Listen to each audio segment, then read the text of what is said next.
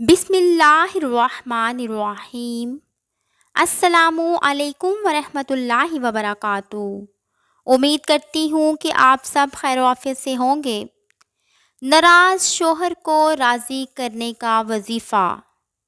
حضرت تھانوی رحمۃ اللہ علیہ نے تحریر فرمایا ہے کہ نماز عشاء کے بعد 11 دانے کالی مرچ کے لے کر آگے پیچھے 11 بار درود شریف پڑھیں اور درمیان میں 11 تسبیح یا لطیفو یا ودودو پڑھیں اور خاوند کے مہربان ہونے کا خیال رکھیں۔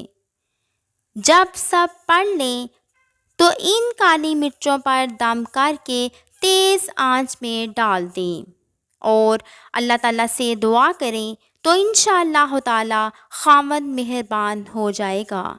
یہ عمل کم از کم 40 روز تک کریں۔ ویڈیو اچھی لگی ہو تو اسے لائک کریں، چینل پر نئے ہیں تو اسے سبسکرائب کریں۔